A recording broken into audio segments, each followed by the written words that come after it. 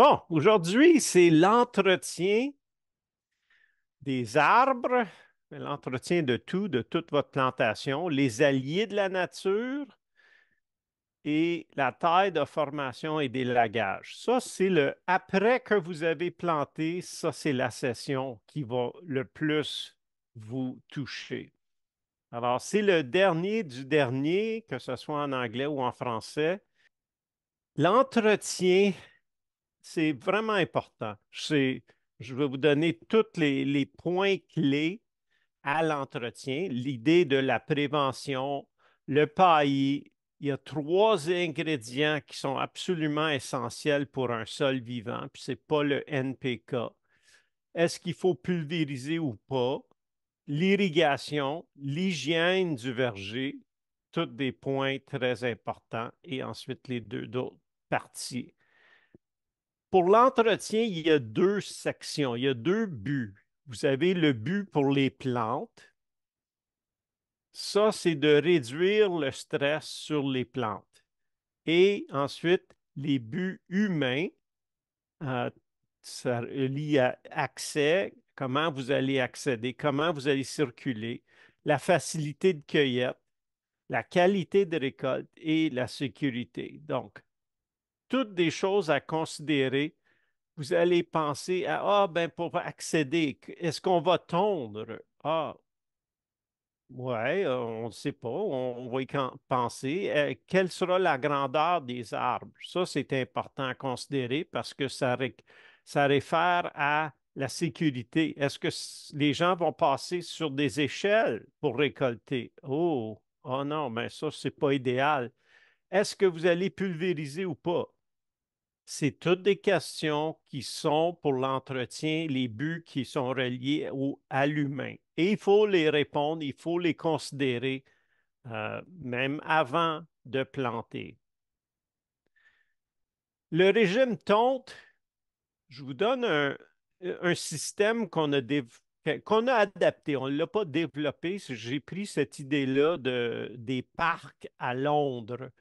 Et l'idée, c'est d'alterner quand on tombe, quoi on tombe. L'idée, c'est d'avoir un accès, mais d'avoir une biodiversité, c'est-à-dire une diversité des plantes, et en même temps d'améliorer le sol. Et ce système-là touche les trois. L'idée qu'on fait, c'est on divise trois allées. Ça, c'est la rangée des arbres et ça, c'est l'allée. On prend une allée et selon la largeur de l'allée, nous, on a une tondeuse qui fait la moitié de la largeur de l'allée par passage. On peut diviser les trois allées suivantes en, en moitié et on passe semaine 1, on tombe juste cette demi-là. Ensuite, on saute et on passe au quatrième et on tombe ce demi-là. Donc, on n'a pas autant à tondre à chaque fois. La semaine 2, on fait celle-là. La semaine 3, on fait celle-là. Et l'avantage de ce système-là, c'est qu'on va avoir semaine 4 où on tombe là, semaine 5, semaine 6. Mais on a jusqu'à 6 et même maintenant, on fait jusqu'à 8, des fois même 9 semaines.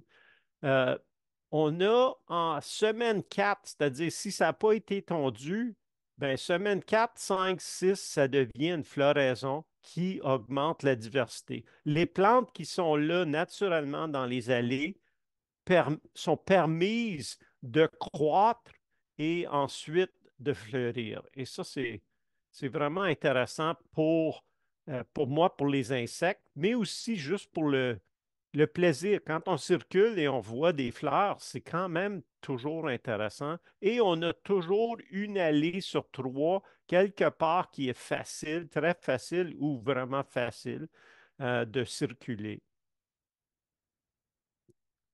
La Le but pour les plantes, il y a plein de choses à considérer. On va voir le plus important, le premier, la prévention.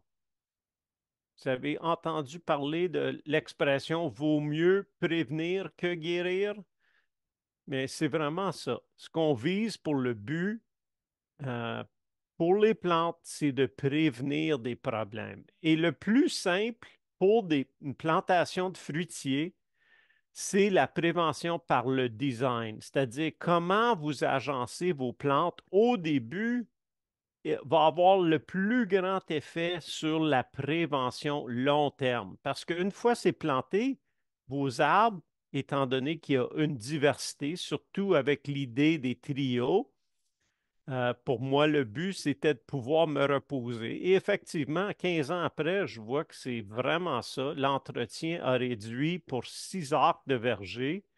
On fait une demi-journée par semaine. Alors, c'est vraiment pas trop onéreux en travail. Et ça vient par vraiment l'idée du design qui réduit par prévention l'entretien. Le livre de Sir Albert Howard, Le sol et la santé, et ça, c'est vu, ça fait quelques années. Et ce monsieur-là était le père du mouvement biologique et du compost. Et il y avait quelques citations dans son livre qui m'avaient vraiment marqué. Et ça m'a pris 5 ans à digérer son livre. Pas parce que je suis lent, mais ça, c'était vraiment parce que c'était tellement profond ce qu'il disait, surtout pour aujourd'hui. Il disait le droit acquis de chaque plante est la santé. Donc, déjà, c'était OK. Et concernant les jeunes plants, il disait bien commencer, c'est la moitié du travail. Mais pour moi, le plus important, c'était cette section-là, où il disait les maladies fongiques, les insectes et les maladies sont des conséquences directes des erreurs dans la production d'une culture et devraient être regardées comme des professeurs amicaux. Wow! Et ça, sont fournis gratuitement par la nature pour notre instruction. C'était une, tout un changement. Quand on dit ah, j'ai tel insecte, ah, c'est pas un problème, c'est un professeur amical. Wow! Maintenant, j'ai fait le changement. Pour moi, c'est clair, mais au début, c'était pas évident. Et dit d'une autre façon, il a dit une agriculture et un jardinage mauvais sont la racine de la maladie et l'arrivée d'un ravageur devrait être perçue comme un avertissement de Dame Nature de mettre nos pratiques en ordre. Ça veut dire quoi, ça, mettre nos pratiques en ordre? Quand on a des problèmes, c'est nos professeurs. Il est temps pour eux, ils nous disent, il est temps de mettre vos pratiques en ordre. Ça veut dire quoi? Le plus évident, c'est un mauvais drainage. J'ai mis beaucoup d'emphase dans les 2 premiers webinaires parce que un drainage, c'est très important. Quand il y a trop d'eau, il va y avoir une pourriture de racines, il va y avoir une asphyxie de racines et ça a démontré le plus souvent avec des maladies. On va avoir beaucoup de maladies qui surviennent juste dues à ça.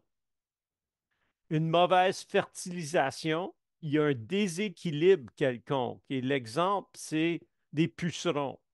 Alors, puceron, ce n'est pas un problème, c'est un excellent indicateur. Et quand j'ai fait une tournée en Nouvelle-Zélande pour enseigner, il y avait une dame qui m'est venue après des présentations, puis elle a dit, ah, mais vous parlez que les insectes, ce n'est pas le problème, mais j'ai un citronnier qui est plein de pucerons. OK, j'ai dit, est-ce que vous fertilisez? Non. Est-ce que vous mettez du compost? Non. Est-ce que c'était un lieu qui avait soit un tas de compost ou un tas de fumier? Non. OK, là, je pensais, ben, c'est quoi la raison? Il y a une raison. Et à ce moment-là, son mari, il a dit, ben, chérie, il est pas il a pas tort. Il dit, c'est là que le matin, quand je me lève, je vais uriner. Je dis, OK. J'ai dit, à peu près combien de fois par année? Ah, il dit, au moins 300 fois. J'ai dit, ah ben, t'as pas besoin de regarder plus loin. Un arbre fruitier a besoin de l'équivalent, si on mesure combien donne une dose d'urine, a besoin de 20 doses d'urine par année pour avoir tout son besoin en fertilité. Et donc, il était en très fertile, surfertilisé, et donc les pucerons étaient vraiment attirés. Juste pour vous dire que l'insecte n'est pas le problème. Il est un indicateur d'un problème autre que vous voyez peut-être pas, que vous connaissez peut-être pas. Peut-être qu'il y a un manque de matière organique, il y a des plantes stressées, le sol est peut-être peu vivant, donc peu vivant, pas assez de vie dans le sol, les plantes vont être mal nourries. S'il y a un manque d'oligo-éléments, ça c'est les choses molybdénum, zinc, bore, ainsi de suite, il va y avoir une carence et une carence attire toujours des insectes ou des maladies. Et Elliot Coleman, qui avait écrit un excellent livre, The New Organic Grower, il a dit, j'ai jamais eu besoin de pesticides une fois que j'ai trouvé quelles conditions culturelles étaient idéales pour la plante. C'est vraiment ça. Découvrez qu'est-ce qui fait que cette plante-là a un problème et quand vous donnez ce que la plante a besoin, elle n'aura plus ce problème-là. Pour le paillis, on parle d'entretien, des façons de réduire le travail. Vous pouvez faire un paillis en matière organique, un paillis de plantes, un paillis de plastique ou un paillis de roche. On va voir chacun de ceux-là. C'est aussi le paillis, c'est l'économiseur de temps, de travail et de temps. Investissez du temps pour appliquer un paillis et sauvez du temps à corriger les problèmes. Donc, vous avez le choix. Sol à nu, vous allez avoir des choses qui vont survenir. Couvrez avec un paillis, ça va prendre du temps, mais vous allez résoudre ces problèmes-là.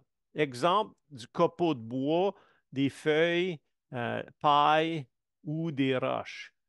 Et pour les arbres, arbustes, ils n'aiment pas avoir du gazon à leur base, surtout pour les 3 à 5 premières années. Essayez, quand vous plantez, d'avoir un carré, un cercle, peu importe, autour de l'arbre avec du bois raméal fragmenté. Ça, c'est quand les élagueurs coupent des branches et les déchiquetent.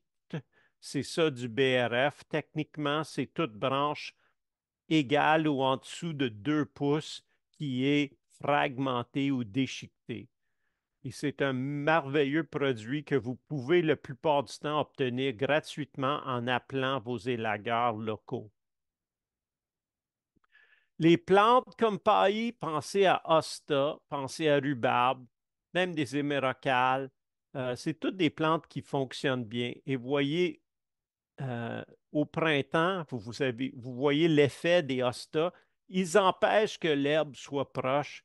Et ça, une des choses les plus importantes pour ça, c'est que ça vous garde éloigné de la base du tronc. Trop souvent, on a tendance à passer une tondeuse, à passer un coupe-bordure et les dommages à l'écorce à ce point-là, juste à la base de l'arbre, c'est ça qui cause la plus grande quantité de mortalité des arbres urbains, périurbains, c'est travailler et endommager l'écorce à la base de l'arbre.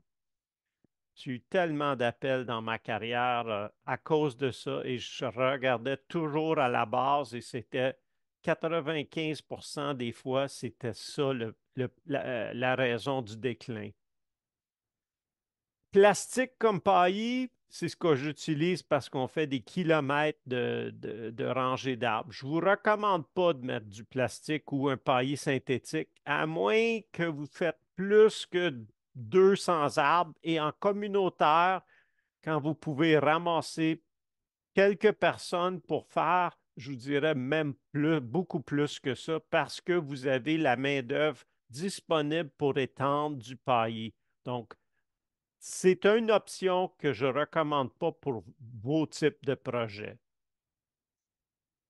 Un beau truc, si vous avez une pelouse et vous voulez préparer ce lieu pour une plantation, soit à l'automne, quand c'est le printemps, ou pour l'année prochaine, c'est que vous prenez un endroit en pelouse, vous laissez pelouse.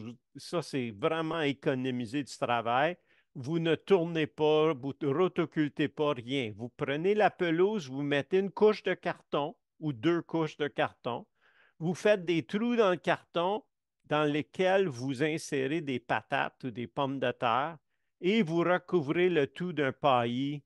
Ça peut être des feuilles, ça peut être de la paille, ça peut être du bois raméal, mais vous laissez juste des petits cônes au-dessus des patates. Et là, vous allez récolter des pommes de terre dans l'année même et en plus, ça va préparer l'endroit pour une plantation de façon vraiment bien. C'est une bonne préparation. On a juste vu préventation et paillis. On va voir les trois ingrédients pour un sol vivant. C'est quoi ça? Quand vous avez du sol, il y a trois choses qui sont clés. C'est la matière organique, des minéraux et des organismes vivants. La matière organique, c'est le premier, c'est le carbone. Carbone, c'est le carburant pour les organismes vivants. C'est vraiment ça, c'est ça qui carbure, c'est ça qui fait, donne l'énergie à toute la vie dans le sol pour travailler pour vous. Le deuxième ingrédient, c'est les minéraux.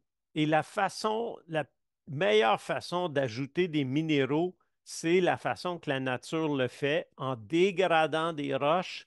La nature brise hein, le gel des gels et la pluie qui dégrade les roches. Des fois, c'est avec des lichens, mais cette dégradation de roches libère les minéraux. Et donc, vous pouvez rapidement donner beaucoup de travail euh, en tournant la roche en poussière. Ben, vous pouvez le faire, mais le plus simple, c'est d'acheter de la poussière de roche. Je vous recommande d'essayer le basalte parce que pour une sorte de roche, c'est celle qui donne le plus d'éléments clés pour les plantes. Et Sir Albert Howard et Elliott Coleman ils préconisaient l'usage de poussière de roche. Comment faire? Mais l'idée de reminéraliser, c'est ça qu'on appelle utiliser de la poussière de roche. C'est pas nouveau. Il y a un livre écrit dans les années 1800 qui en parlait, où il expliquait le sol est formé de roches, à partir de roches, ça on le sait, et il préconisait utiliser la poussière de roche comme seule source de fumier. Mais réalisez qu'en 1890, il n'y avait pas de fertilisants de synthèse. Donc, les sols, souvent, avaient un bon taux de matière organique.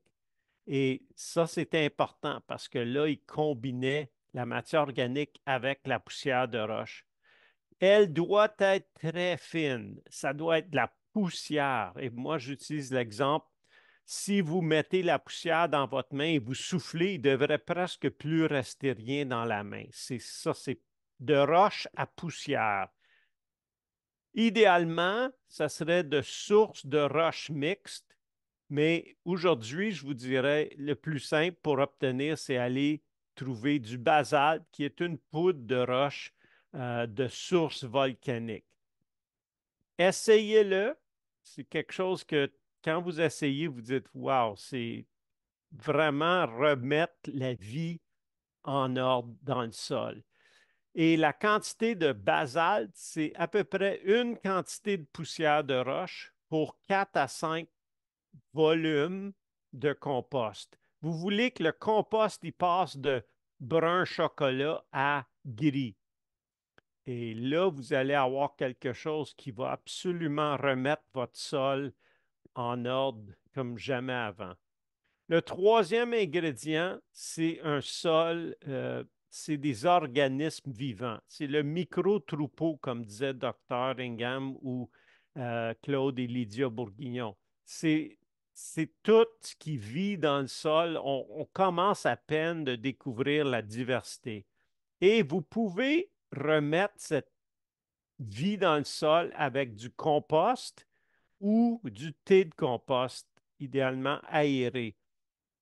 Alors, c'est critique, je dirais, c'est critique si votre sol a été empoisonné. Et souvent, moi, je recommande de le mettre, peu importe, parce que vous ne connaissez peut-être pas l'historique de votre site.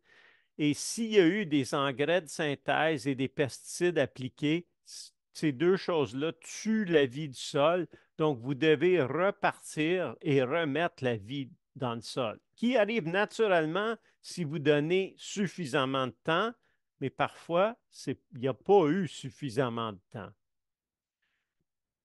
Et ça réduit le temps de transition vers un sol vivant de aussi peu que 3 mois pour ce qui la nature le ferait dans 3 ans. Donc, ça, c'est intéressant. C'est une façon de vraiment sauver du temps. Euh, Par des études en Californie, ils ont déterminé ça. Pulvérisé ou pas, je vous dirais, premièrement, considérer la prévention, un bon design et le choix des espèces et cultivars. Je vous ai dit, choisissez des espèces que chez vous poussent comme de la mauvaise herbe et choisissez des cultivars résistants aux maladies. Ça, c'est le plus simple pour prévenir. Ensuite, quelle qualité de fruits est-ce que vous visez? Quelle est votre tolérance? Nous, à la ferme, on vise 50% de fruits de qualité. C'est ce que la plupart de vergers commerciaux, ils obtiennent quand même une quantité de fruits qui sont déclassés pour diverses raisons, mais c'est un objectif à viser. Ne pas, ne pas utiliser un produit autre que un produit bio, s'il vous plaît. Ensuite, connaître votre ennemi. Nous, on a 3 ennemis qu'on retrouve dans le verger. Le charançon, et je dis on en a plusieurs, mais les seuls qui me préoccupent, c'est ceux qui affectent le fruit, pas les feuilles. Les feuilles, ça ne me dérange pas. Mais ceux qui affectent le fruit, c'est le charançon, la mouche de la pomme et le carpocaps. Ces deux derniers-là, la mouche de la pomme, on utilise des pièges. J'ai une vidéo même sur la chaîne YouTube français pour expliquer ça. Et la même chose pour le carpocaps. J'ai une vidéo qui explique comment le faire, comment les installer et ce qu'on met. Et donc, déjà, en 2 des 3 insectes sont réglés, ça change énormément. Connaître le cycle de ces insectes-là. Est-ce qu'ils ont des périodes vulnérables? Où sont leurs sites d'hibernation? Est-ce qu'il y a des alliés qui peuvent les affecter? Et on va en parler de ça bientôt. L'irrigation, nous, on utilise les gouttes à gouttes, mais parce qu'on fait des kilomètres d'allées ou de rangées.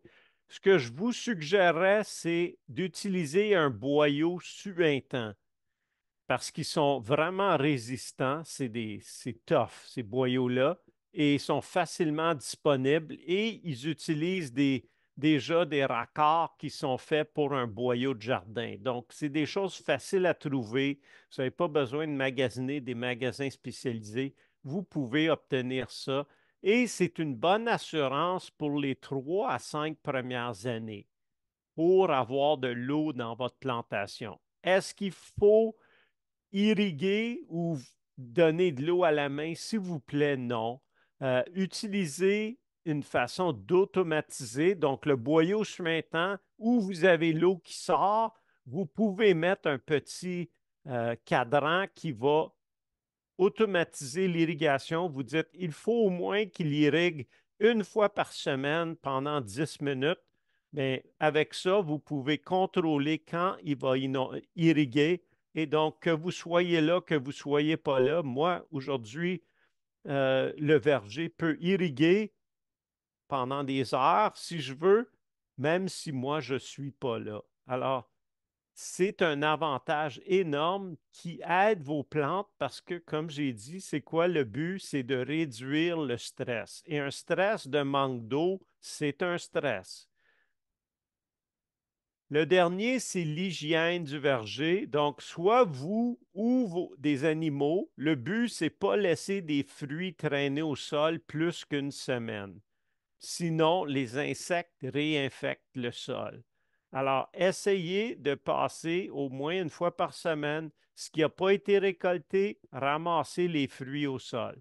Donc, j'ai eu déjà jusqu'à 100 moutons dans le verger qui ont fait le travail pour moi. C'est vraiment, c'est intéressant de cette façon-là. La taille de formation et l'élagage maintenant. Bon, ça veut dire quoi? Je dis taille versus formation parce que la formation nécessite le même temps qu'une taille, dans une année, mais on fait une formation 2 fois dans la vie d'un arbre versus faire la taille à chaque année. Donc, ce que je vous suggère, c'est mettez une emphase sur former vos arbres au lieu de faire la taille. Surtout les premières années, je recommande ne pas faire de taille jusqu'à temps que vos arbres sont en fruits. Ça, c'est un excellent livre. C'est de eux que j'ai appris ces concepts-là de taille vraiment bien. Docteur Lespinasse, là, il est l'expert mondial pour ça. Regardez bien cet arbre-là, mémorisez-le. C'est ça l'objectif que vous visez pour votre arbre. Vous dites, mais il est comme tout pleureur. C'est ça. Vous avez formé vos branches pour être pleureur et Docteur Lespinasse disait, voulez-vous un arbre? Et pour ça, il s'installait avec les bras dans les airs. Ça, c'est un arbre. Un arbre qui a, imaginez le tronc avec les branches. Si votre arbre ressemble à ça, vous avez un arbre. Ou bien vous voulez un fruitier, et ça, c'est tout simplement que les branches sont sous l'horizontale, et ça devient un fruitier. C'est tout simplement l'idée de l'angle de la branche pour la fructification. Former veut dire vous prenez vos branches et vous les pliez sous l'horizontale. C'est tout. Je vous dirais, sauf le poirier où on fait à l'horizontale et non pas sous l'horizontale. Il y a toujours des exceptions dans la nature et le poirier est l'exception. Mais pour toutes les autres espèces, j'ai fait ça avec des arbres à noix même. C'est vraiment l'idée de plier les branches pour les mettre à fruit plutôt garder l'arbre plus petit pour éliminer le besoin de taille sur cette branche-là. Il y a toutes sortes d'avantages. Faites la formation l'été pendant que les branches sont flexibles et pendant l'hiver, enlevez les attaches. Ils sont faciles à voir, il n'y a pas de feuilles il n'y a pas de feuilles sur les arbres.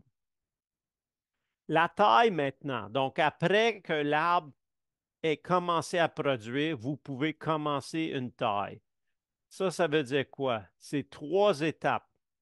Nettoyer la cheminée, choisir 12 à 14 branches et un polissage. On va voir chacun de ces deux-là, chacun de ces trois. Première chose, cheminée, comme une cheminée, vous nettoyez tout ce qui est sur le tronc qui n'est pas une branche et tout ce qui est sur une branche qui n'est pas, qui n'est pas la branche centrale.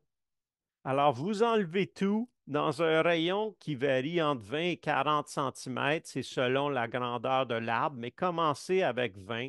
Moi, j'utilise la main. Un, mettez un doigt ou le pouce sur le tronc et tout ce qui est dans cette distance-là, vous l'enlevez. Choisir 12 à 14 branches, on utilise la règle BGL, basse, grosse ligne. Première, enlevez quelques branches basses sous les 1,2 mètres et conservez-en un ou deux ou plus pour les rongeurs. Ceux qui sont en endroit où les rongeurs sont une considération, ça c'est de l'assurance. On fait tout simplement se garder une police d'assurance. Enlevez les grosses branches, plus de ou égal à 50 du diamètre du tronc au point d'attache. Donc, vous dites, ouais, mais c'est une grosse branche. Oui, elle est probablement une branche remontante. C'est pour ça qu'elle est devenue aussi grosse. Vous enlevez ceux-là prioritairement et vous enlevez. Donc, est-ce qu'il faut enlever tous ceux-là? Non, on cherche à être dans les 12 à 14 parce que votre arbre, naturellement, s'il n'est pas taillé, va vous donner le double de cette quantité-là. La nature donne toujours du surplus pour que vous ayez, en cas de besoin, vous avez le surplus là. Donc, vous enlevez le surplus, vous le laissez à 12 ou 14 avec ces 3 règles-là. Le troisième, c'est que vous enlevez les branches qui sont directement vers les autres arbres dans la rangée ou ceux qui sont directement vers l'allée. Et ça, c'est ceux que vous enlevez. Vous gardez ceux qui seraient comme un X euh, le long du tronc. Ça, c'est ceux que vous gardez en priorité. Et la troisième étape, vous passez un gant tout simplement sous la branche. Là, vous avez juste 12 ou 14 branches. Passez un gant pour enlever tout ce qui est en dessous. Et c'est la seule taille que la branche a besoin. Donc, avec ces trois règles-là, vous allez avoir vraiment c'est le système le plus simple que j'ai jamais vu pour apprendre la taille. Les alliés maintenant, c'est quoi des alliés? Mais c'est ce que j'aime beaucoup, ce que Sepp Holzer avait dit. Si vous ne voulez pas un cochon pour faire le travail, alors vous héritez le travail du cochon. Donc, est-ce que vous voulez hériter le travail des oiseaux dans votre plantation? Probablement pas. Est-ce que vous voulez hériter le travail des guêpes? Probablement pas. Et je vous dis, les guêpes, si vous avez des problèmes avec des guêpes, travaillez là-dessus parce que c'est l'insecte le plus utile dans vos arbres fruitiers. C'est celui qui contrôle le mieux tout ce qui est les chenilles, les oiseaux aussi, mais les guêpes, c'est l'insecte numéro un pour ça. Est-ce que vous voulez faire le travail des pics à créer des trous qui vont ensuite servir d'abri? Mais celui-là, nous, on le fait. On hérite le travail des pics. On va voir ça bientôt. Et est-ce que vous voulez hériter le travail de tous les pollinisateurs? J'espère que non. Et même maintenant, nous, on ne veut même pas avoir d'abeilles à miel. On a tellement d'abeilles indigènes que les abeilles à miel deviennent un problème et on veut pas, on n'a plus parce que on n'a vraiment plus besoin. Les alliés, on peut avoir des alliés domestiques selon ce que vous voulez. On a eu des oies et on a encore des oies dans le verger. Ça peut être des canards. Chacun a une différence de travail. On a eu des dindes, des poulets à chair, des poules pondeuses. Tous ces oiseaux-là peuvent faire un certain travail, même allant aux cailles et aux faisans. On a essayé tout. On a même eu, comme je vous disais, 100 moutons dans le verger, mais ça, c'était avant qu'on a planté les trois niveaux. C'était dans le verger biologique de pommes seulement. Mais si jamais vous avez juste un verger monoculture, les moutons, c'était ce qui fonctionnait le mieux pour ce type de système-là. Sinon, si ce n'est pas des alliés domestiques, vous pouvez faire affaire avec la faune. Et pour ça, ils ont tout simplement trois besoins. La nourriture, donc qu'est-ce selon les espèces, c'est quoi la nourriture qu'ils ont besoin? Ils ont vraiment besoin d'eau et des abris. On va voir chacun de ces trois-là. L'abri, il y a des abris pour nicher. Souvent, c'est des abris denses ou des cavités. C'est des dortoirs. Qu'est-ce que c'est un dortoir? C'est un endroit où l'oiseau peut dormir sans être dérangé. Et souvent, c'est des endroits denses. Une haie ou une double haie, ça, c'est des endroits idéaux pour les oiseaux comme dortoir et comme espace de nidification et même un endroit pour refuge. Ça, c'est un dortoir aussi pour certaines espèces. Les premières années, quand on a acheté le verger, ça, c'était l'espace, c'était tous des pommiers. On a installé des nichoirs et on mettait un ici et un dans la prochaine rangée qui était à droite qu'on ne voit pas. J'ai descendu avec le deuxième nichoir, je posais le nid comme ça. Et pendant que j'étais dans les airs, déjà, il y avait des oiseaux qui sont venus voir le premier nichoir et c'était comme si l'oiseau disait: Puis, chérie, comment tu trouves ça? C'est bon, OK, vendu. C'était vraiment pour montrer à quel point l'endroit était bon, l'habitat était bon, la nourriture était abondante, mais il n'y avait pas d'endroit pour eux pour se reproduire, pour nicher. Donc, c'est une des choses les plus faciles à ajouter qui va vous donner des gros résultats parce que les oiseaux, quand ils nourrissent leurs jeunes, cherchent énormément d'insectes. Ce qu'on fait pour les oiseaux, c'est on choisit un nichoir selon les pics, avec les trois grandeurs de trous. Donc, le pic mineur qui fait un trou de 1,5 pouce, et ça sert pour le merle bleu, la mésange, la citelle, tout le même nid, la même grosseur. C'est aussi pour le troglodyte, le moineau domestique, l'hirondelle bicolore. Et toutes ces espèces-là utilisent beaucoup d'insectes pour nourrir leurs jeunes. Le deuxième ou la deuxième grandeur de nichoir, c'est ceux que le pic chevelu va faire, qui est à peu près 2 pouces. Et ça attire deux autres oiseaux qui sont insectivores pour nourrir leurs jeunes, les tourneaux et le tyran huppé. La même chose pour le pic flamboyant, c'est environ la même grosseur. Et le troisième, c'est les trous basés sur le grand pic. Ça, il y en a moins, ça prend des très gros arbres, ce qui manque énormément. Donc, un gros ou quelques gros nichoirs peuvent servir pour la cresserelle, que si vous avez du mulot, c'est vraiment un des meilleurs prédateurs. Ça, c'est le chiffre de jour et le petit duc pour le chiffre de nuit. Et ça peut même servir pour un canard si vous êtes près d'un plan d'eau. Est-ce qu'il faut nettoyer des nichoirs ou pas? Quand vous n'êtes pas certain, qu'est-ce qu'on fait? Regardez ce que la nature fait.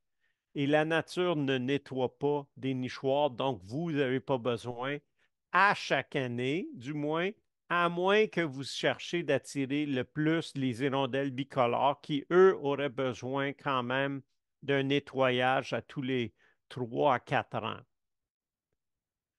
Un bain d'oiseau, facile. Là, vous ajoutez de l'eau. C'est une façon très facile d'ajouter ce qui est essentiel pour attirer les oiseaux. On a l'irrigation. Ce qu'on fait, c'est qu'on fait juste des dépressions ou des petites cuvettes qu'on creuse avec une pelle. On met une toile et cela donne un bassin pour les oiseaux. Donc, pour la faune, je vous dirais, regardez, qu'est-ce qui peut manquer sur votre site? Avez-vous de la nourriture pour les oiseaux? Avez-vous de l'eau? Avez-vous des abris? Ce qui manque, ajoutez. Et vraiment, quand vous avez des oiseaux en abondance, c'est toutes des choses qui préviennent des problèmes et vous sauvent du travail. Donc, on a vu l'entretien.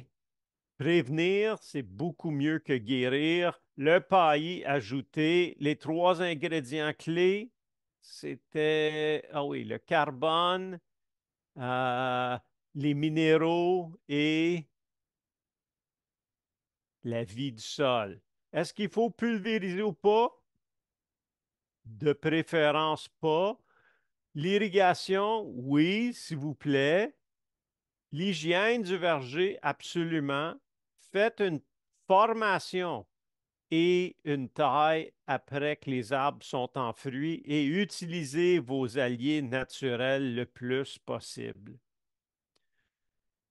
Donc, on a vu dans toute la série, tous les enregistrements sont disponibles et si jamais il y en a qui ont besoin, les enregistrements en anglais sont aussi disponibles.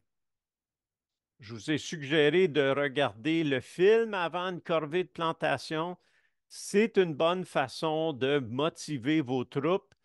Euh, la même chose, euh, mon canal YouTube, que ce soit en anglais ou en français, j'en ai deux, peut vous aider aussi. Et allez voir de plus en plus, Arbre Canada va avoir une série de vidéos et d'aides pour vos projets. Parfait. Merci beaucoup, Stéphane. Si quelqu'un avait des questions ou veut parler de son projet, sa projet. OK, vas-y, Maxime. Merci, merci pour la présentation. C'est juste des petits détails.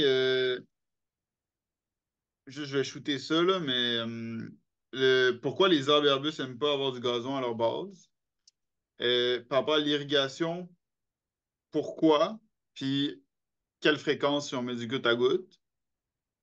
Euh, la taille de formation, tu n'as pas parlé de sélection de charpentière ou tout ça. Est-ce que pourquoi? Puis j'imagine que ça dépend de la conduite qu'on veut donner aussi. Taille haute, tige haute, tout ça. Ouais. Dernière chose, j'ai pas compris c'était quoi le premier diamètre du trou de nichoir. Voilà. Le premier diamètre, c'était 1,5 pouces. Je ne sais pas en OK. centimètres, c'était quoi, là? Euh, est-ce que je me rappelle de toutes les questions? OK. Non. Paillé. Paillé. Paillé. OK.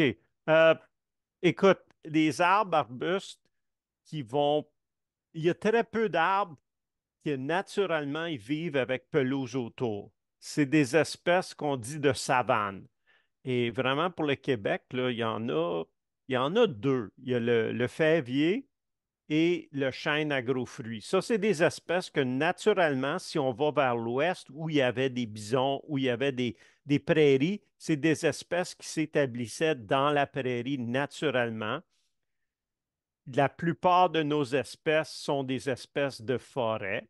Donc, forêt veut dire il n'y a pas de pelouse, c'est des feuilles, c'est un paillis. Donc, ce qu'on veut le plus possible, c'est toujours simuler les conditions naturelles pour la plante. Si tu vas pas en Afghanistan, mais ça s'appelle comment le pays où il y a un pays dans l'ancien bloc soviétique qui a des forêts de pommiers. Ouais. Et donc, c'est une espèce de forêt que si on lui donne un peu d'espace, l'arbre va avoir des branches plus basses, ainsi de suite. Et c'est vraiment la raison de pailler. L'irrigation, fréquence, je dirais, il faut que tu vérifies.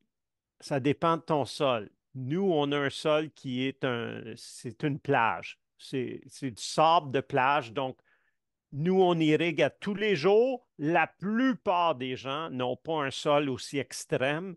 Donc, Hmm. vous pouvez irriguer une fois par semaine peut suffire si moindrement vous avez un taux de glaise ou de limon.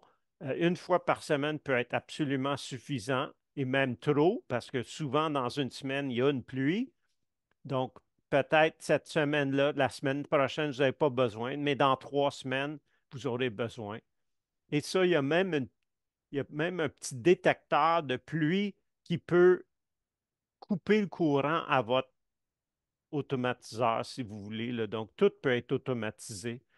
Euh, si tu es en doute, je dirais, prends une pelle et creuse en dessous de ton boyau pour voir comment c'est humide.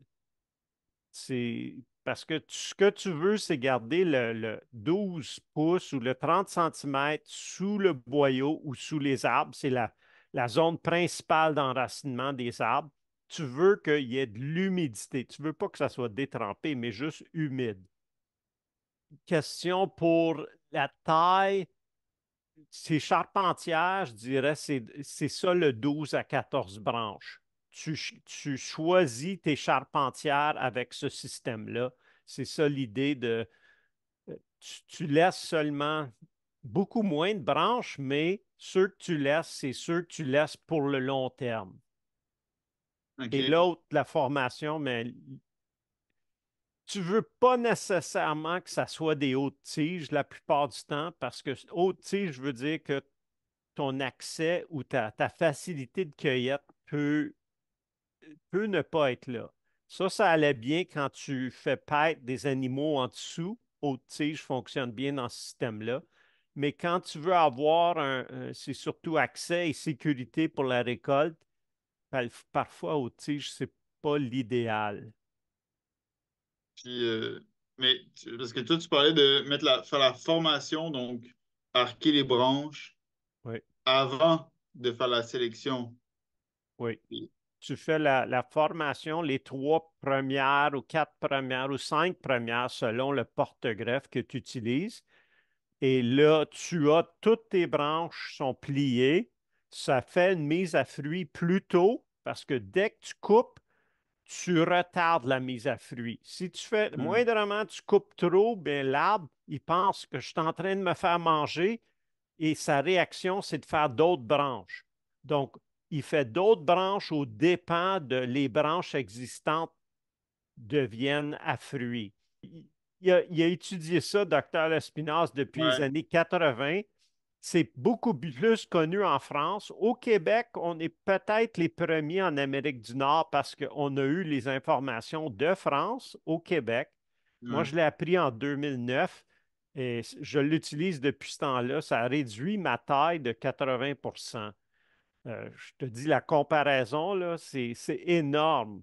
C'est un système qui est tellement facile. J'ai enseigné ça à plein de places au monde et la plupart des places n'ont pas entendu parler de ça. Alors, c'est vraiment le système le plus simple à comprendre et à appliquer. Mais Mhm. vraiment de faire un focus sur l'angle des branches. C'est ça qui est la clé, la clé, la clé tout le temps. Parce que si tu as des branches remontantes, tu vas avoir des gourmands, plein de gourmands souvent. Et souvent, la taille, c'est une taille qui donne rien. Tu fais juste enlever des branches gourmandes. Ça ne donne rien, ça ne donne pas plus de fruits, c'est du travail sans te donner quelque chose. Tandis que si ta branche est repliée, elle ne fait plus de gourmand parce que l'hormone, l'auxine, n'est pas envoyée pour donner le signal de faire des branches. Le signal tombe à être des hormones pour faire des fruits. Est-ce qu'il y avait une autre là-dedans que j'ai manqué? Non, là, je pense que je lis le livre, là, justement, je vais l'étudier davantage. Là, je OK. vais C'est pas un ajouter. livre débutant, je Ouais, te dis, non, là. Mais si tu as déjà fait de la taille, ça non, t'aide à comprendre une autre façon. La taille, c'est toujours quelque chose en évolution. Eux, ils l'ont développé pour réduire la main-d'œuvre. Ils ouais, avaient un besoin criant de réduire la main-d'œuvre à cause du coût de main-d'œuvre en France. Et c'est ça qu'ils ont fait par observation. Ils ont tout simplement observé des arbres et qu'est-ce qu'ils font naturellement, sans intervention. merci. OK. C'était ça, Gabriel. Tu disais oui. Mais effectivement, j'utilise ça en blague, mais c'est exactement ça. À quel point c'était un besoin criant d'avoir un nichoir. J'ai jamais vu des résultats Mm. aussi rapides que ça. Et là, maintenant, on a presque 300 nichoirs dans 5 hectares, donc on a une grosse densité de nichoirs. Et ce qu'on vise, c'est jamais d'être plein parce qu'on ne peut pas être plein. Chaque oiseau prend au moins 2 nichoirs. Sinon, il n'utilisera pas l'endroit. Il faut qu'il ait 2 nichoirs. Et s'il est dans le premier et il y a quelque chose qui arrive et il perd ses œufs par un écureuil ou un Suisse ou un jet bleu, ils arrêtent, ils s'accouplent de nouveau, puis là, ils vont dans le deuxième. Parce que s'ils n'ont pas eu de succès dans le premier, ils ne vont pas le réutiliser, ils n'ont pas eu de succès. Et donc, c'est là qu'ils utilisent leur deuxième ou leur nichoir de sperme, c'est-à-dire qu'ils vont défendre les deux pendant une bonne période de la saison. Ils ne vont pas permettre à d'autres espèces d'utiliser ce nichoir-là. C'est leur nichoir de réserve. Donc, quand on réalise ça, nous, on place toujours par deux. Et ça fonctionne. J'ai étudié ça avec des crisserelles d'Amérique dans les années 80. Et dès qu'il y mettait 2 nichoirs, le territoire était occupé. C'était extraordinaire. OK. Evelyne? Nous, notre projet est à repenser parce que, premièrement, on n'a pas eu de, de fonds, d'argent pour pouvoir le commencer. Alors là, on s'est réunis la semaine passée, puis on a étudié d'autres avenues pour se trouver des fonds pour pouvoir commencer. Mais il y a beaucoup de choses que j'ai appris ici qui pourraient nous aider aussi. Et puis, c'est à discuter avec notre comité la planification pour commencer. On était parti au grand galop à l'automne l'année passée, puis on dit, oh, on se lance là-dedans, mais on a oublié quelques étapes. Alors, il faut songer à c'est quelle sorte d'arbres qu'on veut planter. Il faut mélanger les arbres aussi. Les oiseaux seront très utiles là-dedans. Qu'est-ce que tu penses des chauves-souris? parce que dans certains endroits, on installait des boîtes de chauves-souris. Je pense au chalet ou sur le terrain de mes beaux-parents, là. Ils en ont installé quelques-uns et puis ça a attiré des chauves-souris pour essayer de réduire aussi les insectes nuisibles. Oui. On se trompe jamais à l'essayer, malgré que dans la plupart dans l'Est du Canada, les chauves-souris, de la petite chauve-souris brune, qui était la plus commune, les Mhm. populations ont chuté d'au-dessus de Oui. 95%. Donc, Mhm. là où il y en a beaucoup moins. Je sais que je suis excité d'en voir une maintenant. Et au début, il y a 30 ans, le soir, on pouvait en voir 10 à tout moment. Alors, oui, ajoutez-le, c'est utile. Souvent, ce n'est pas le site qui manque parce qu'il y a tellement de sites qui étaient occupés qu'il n'y a plus de chauves-souris. Donc, Mhm. mais essayez-le, c'est une bonne option. Ce que je vous dirais, même si vous n'avez pas les fonds cette année, essayez le truc des pommes de terre parce que préparer les espaces va vous donner une récolte, mais l'endroit va être exceptionnellement bien prêt l'an prochain. C'est vraiment d'avoir des aires de plantation toutes préparées quand vous êtes prêt à planter, c'est vraiment intéressant. Et entre-temps, faites juste lancer le mot parce que tout le monde qui sont associés à votre groupe, il y en a qui ont un terrain, il y en a qui ont des plantes et il y en a qui disent, ah ben ça j'en ai, t'en veux-tu? On en a. Donc, vous allez pouvoir commencer d'avoir une collection de plantes et d'avoir une grosse diversité, c'est toujours bien parce que vous allez voir qu'est-ce qui fonctionne bien là où vous êtes. Déjà, les gens vont savoir, bien, chez nous, ça pousse très bien. Donc, il y a des bonnes chances que ça va bien réussir sur le projet, mais essayez d'augmenter la diversité déjà avec des plantes données gratuitement. Parce qu'il y en a qui, il y en a qui désherbent des plantes qui pourraient être plantées et ils les jettent parce que on n'en veut plus. On a tellement d'émerocales, on en veut. Mais oui, mais l'émerocale, c'est une excellente plante. C'est une plante qui va remplir un espace, qui va vraiment garder la pelouse éloignée. Vous pouvez les mettre le long du bord, disons, vous avez une plate-bande de plantation, mais le long du bord, mettez quelque chose comme des émerocaldes. C'est une façon que l'herbe ne rentrera plus aussi facilement. Et là, vous aurez juste à ajouter vos arbres, vos arbustes. Et même les arbustes, il y en a qui ont, vous pourriez, on ne doit pas toucher comment multiplier, mais normalement, chaque arbre, arbuste et vivace que vous pouvez mettre, moi, je vise, vous devriez augmenter de 10 fois à tous les 2 ans. C'est-à-dire, chaque arbuste, on peut le multiplier pour donner 10 arbustes à tous les 2 ans. Parce que vous faites une taille, vous prenez des boutures et vous faites juste rentrer des boutures dans le sol. Si votre sol est préparé, bien, vous pourriez le faire presque en même temps que vous récoltez les pommes de terre à l'automne, parce que la bouture, elle, n'a pas besoin de beaucoup de soleil. Vous pouvez le mettre presque sous les pommes de terre même. Vous ne voulez pas le déranger en récoltant, mais c'est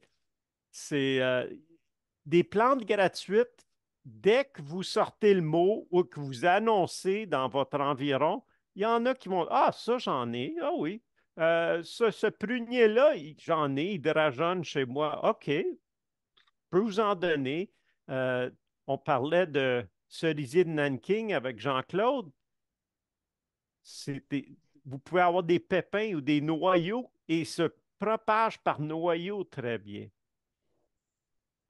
Stéphane, je ne sais pas si je peux poser une autre question. Vas-y. Je ne sais pas si on avait parlé des chevreuils. Euh, Qu'est-ce que tu penses de. Moi, j'ai une grosse pression, là, fait que quoi faire? Puis aussi, qu'est-ce que tu penses des bandes florales, tu sais, souvent des vivaces ou des annuelles qui visent à attirer les guêpes, les insectes, les coccinelles. C'est-tu faisable sans beaucoup d'entretien ou on oublie ça? C'est pour ça que j'ai développé le système de tonte sur 6 à 8 semaines. Parce que quand tu dis pas beaucoup d'entretien, moi, je tombe. Alors, étant donné que je tombe, mais je ne tombe pas aussi souvent, ces plantes-là sortent et j'ai la diversité d'espèces d'insectes qui butinent dans mon allée, là. C'est l'accès. Mais parce qu'il y a des fleurs, ça, c'est intéressant. Et j'ai les plantes qui réussissent bien dans ce système-là se multiplient. Parce que si j'en vois que, ah, ça, c'est nouveau, quand je tombe, je contourne pour que la plante réussisse à faire des graines qui, eux, là la plante va se Ouais. multiplier. Mais Alors, ils se vendent comme des mélanges puis oui, tout ça. C'est-tu une bonne idée ou? ça peut être une bonne idée, mais là, tu réalises, il faut que tu prépares ton sol pour faire un semis. Ce qui veut dire que là, tu as travaillé ton sol, donc tes allées, parce que Ouais. souvent, ça, c'est utilisé dans les allées. Ton allée va commencer à nu et tu vas commencer toute une plantation. Ça fonctionne. Ce que j'ai remarqué, c'est qu'il y a beaucoup de ces plantes-là parce ils utilisent un mélange d'annuels, bisannuels et de vivaces. Donc, la première année, tu vas avoir un éclat d'annuel, ce qui est très bien. Deuxième année, tu vas avoir les bisannuels. Et troisième année aussi, bisannuel va se reproduire. Et dans la troisième année, tu vas avoir le début des vivaces qui vont vraiment commencer à fleurir. Mm. Écoute, essaye-le. C'est de trouver un bon mélange qui Ouais. fonctionne pour ton sol, surtout pour le sol. Donc, tu regardes ton sol et est-ce que c'est un mélange pour sol sablonneux, glaiseux, humide? Ça, c'est des critères très importants. Et tu vas voir, des plantes vont se ressemer tout seules, ils vont venir tout seuls. Il faut juste que tu leur donnes la chance de croître et fleurir. Euh, ouais. Puis, ma première question, je sais pas si tu as le temps pour les chevreuils. Oui, le moins dispendieux, ça dépend de la grandeur de ton espace, mais le moins dispendieux, c'est un système qui appelle clôture 3 dimensions, clôture 3D. Et c'est aussi peu que 5 brins de fil électrique sur 2 clôtures distancées d'à peu près. Moi, je considère, utilise une distance que tu peux passer une tondeuse entre les 2 clôtures, mais ce n'est pas une clôture à chevreuil là, de 8 pieds de haut. C'est juste 2 clôtures avec des brins de clôture électrique. Donc, c'est une clôture électrifiée Ouais. et c'est celui-là c'est de loin le moins cher et le plus facile à installer. Ça te prend un capteur de charge solaire euh, pour que la clôture soit électrifiée. Mais boy, c'est tellement moins cher et moins encombrant parce qu'on voit facilement au travers. Mais les chevreuils, eux, ils arrivent. Tu veux qu'ils soient choqués. Donc, moi, ce que je ferais, c'est que je prendrais des pelures de pommes et je les attacherais sur la clôture parce que tu veux que le chevreuil, il s'approche puis il vienne pour licher la pomme avec la langue. Je te garantis que quand tu entends un choc d'un chevreuil avec la langue humide, là, il s'approchera plus jamais de cette clôture-là. Il va garder une distance, il va contourner toute ta plantation, mais il n'osera même pas. Et donc, non, parce que j'utilise les clôtures électriques depuis que j'ai les moutons, mais ce n'est pas une barrière physique, c'est une barrière Hmm. psychologique, c'est une barrière mentale. Mon chien, la première journée que j'ai eu des cantons, le chien voulait voir c'est quoi, s'est mis le museau dans la clôture électrique, a eu un choc et voulait jamais plus s'approcher des canards. Associait les canards avec oh, ça c'est pénible. Donc, oui, ça fonctionne. Un bon chargeur avec des brins et tu peux complètement régler avec une barrière ou 2 barrières pour accéder.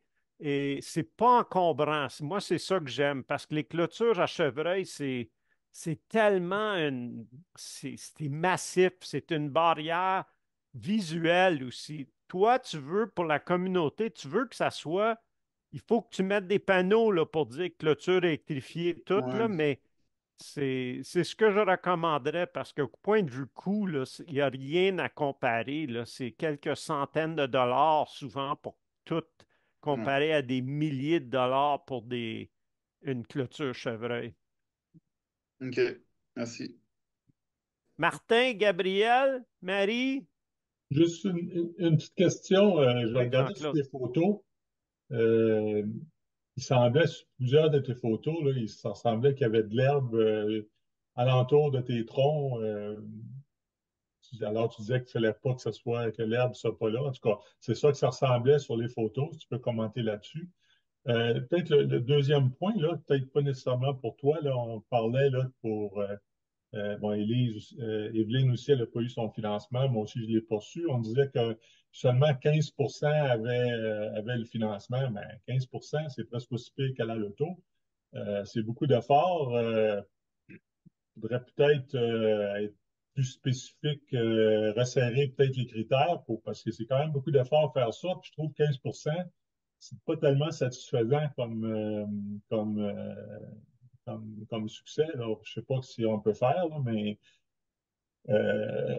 moi, en tout cas, refaire ça, je suis pas sûr que je le ferais là, pour savoir que le succès, c'est seulement 15 sans savoir vraiment, exemple, qu'est-ce qui a été accepté ou qu'est-ce qui n'a pas été accepté. Là, je trouve en tout cas qu'il y a peut-être un problème là.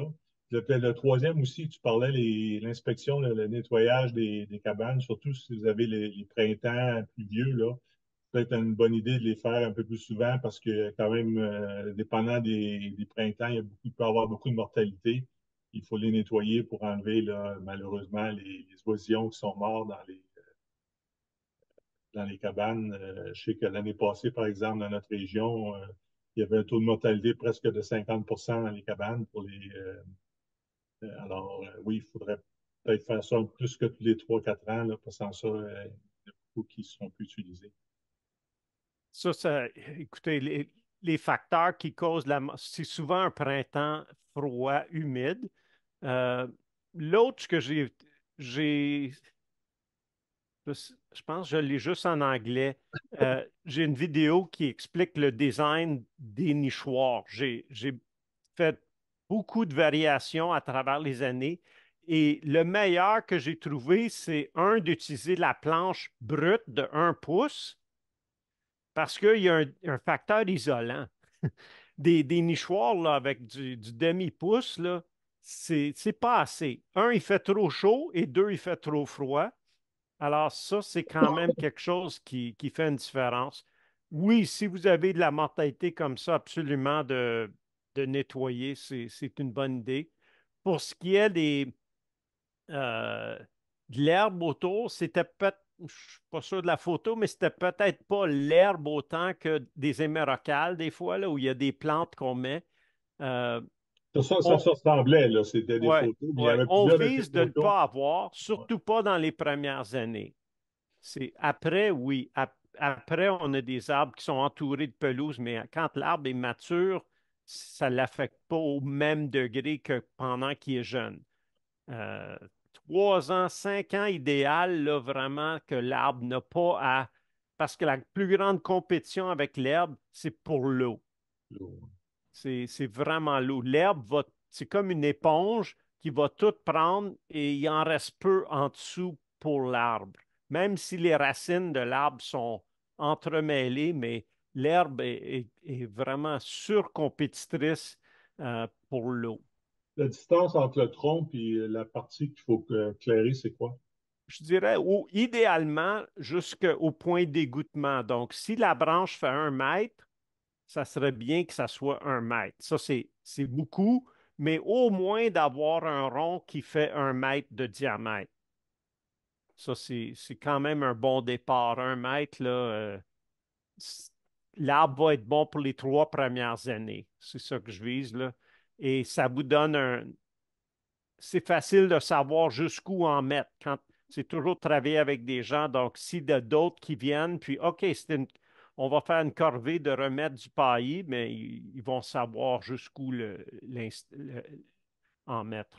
Et toujours une bonne chose, je ne l'ai pas mentionné là, mais quand vous mettez du paillis, d'essayer de mettre en dessous soit du carton ou nous, ce qu'on utilise, quand on a des feuilles qu'on utilise, bien, on prend les sacs de feuilles. Vous savez, des sacs bruns là, dans lesquels. Ça, c'est assez bon parce qu'il y a beaucoup de couches de papier là-dedans.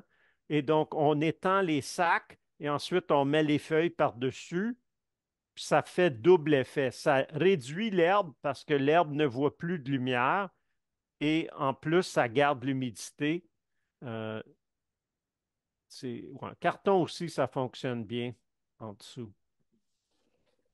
Pour ce qui est là, du pourcentage, c'est une bonne suggestion.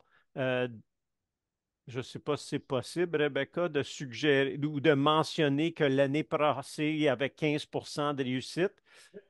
Ouais, peut-être c'est une bonne idée. Je suis désolée pour la déception, Jean-Claude, et on comprend que le taux de réussite à 15%, c'est loin d'idéal. Mais ouais, selon mes préférences, c'est l'idéal si on était capable de financer tous les projets, mais évidemment, c'est pas possible et c'est pas à cause d'un manque de projets ayant besoin. C'est vraiment un manque de financement et on a une équipe qui aide à chaque année d'améliorer le niveau de financement qui est disponible pour pas assister, soutenir ces projets, appuyer ces projets. Mais à chaque année, on voit également que le numéro de projets de demande de financement qu'on reçoit a grandi aussi. Alors, c'est difficile. Mais Ouais, ouais, je comprends. le nombre de projets augmente, la quantité de financement augmente, mais jamais les deux se rejoignent. On a eu Ouais, une c'est réunion ça. ce matin pour justement des stratégies pour augmenter les bailleurs de fonds. Euh, Ça prendrait des capsules, ça prendrait de l'information. C'est c'est des sous. Je vous dirais, Jean-Claude, le travail n'est quand même pas perdu, même si oui, le temps de préparer la demande, mais la réflexion à préparer la demande n'est jamais perdu. Même si ce n'est pas pour cette année, comme pour Evelyne, euh, la réflexion a été faite, la première ébauche, parce que c'est une première ébauche de réflexion, ajustée selon, il y a des choses que vous pouvez faire à moindre budget, faites-le. Et comme je vous disais, les pommes de terre préparées, ça, c'est aller chercher 2 sacs à l'épicerie, puis vous avez toutes les pommes. Vous n'avez pas besoin de semences de pommes de terre. Les patates d'épicerie fonctionnent. Et juste pour faire quelque chose, parce que le momentum du groupe, c'est important. Il faut l'alimenter. Si les gens ne sentent pas que on n'est plus impliqué, ils vont la délaisser. Mais plus que vous pouvez les impliquer, à chaque mois, on fait quelque chose. Chaque mois, c'est déjà un travail qui est fait. 10 personnes, une fois par mois, ça avance les choses. Peut-être faire du paillis, là, du BRF dans tous les sentiers. Bon, OK. Il y a des choses qui peuvent être faites à faible coût que vous n'avez pas besoin. Et comme je vous dis, les plantes gratuites, quand le mot se passe, il y a quand même un début qui peut se faire. Est-ce que je me trompe, Rebecca? Mais il peut redemander l'année prochaine, Oui, surtout s'il absolument. peut démontrer qu'ils ont un départ et peut-être vous voulez agrandir ou Ça faire va être déjà fait. Ça va être, comme je te dis, on va tout faire le projet là, avec les autres sources. Mhm. Oui, absolument. Et même pour Evelyne, si vous n'êtes pas capable de commencer le projet cette année, par exemple, vous pouvez demander l'année prochaine avec le même projet, la même formulaire de demande. On va arranger, refaire, mais on a des plans aussi pour aussi chercher avec la ville de Winnipeg qui offre Génial. des octrois francophones possiblement. Et même, on va explorer aussi la Fédération des Métis du Manitoba qui semblait avoir un projet au sujet d'arbres. Alors, on va aller voir qu'est-ce qu'eux peuvent donner. Il y a d'autres gens qui commencent. OK, alors c'est beaucoup d'organisation à faire. On a Ouais. commencé avec un petit groupe de 6, mais là, on a besoin de plus de gens pour y mettre la main à la pâte. Ok, génial. Alors, il y a d'autres options. Parfait. Oui, oui, mais on n'arrête pas, on va continuer.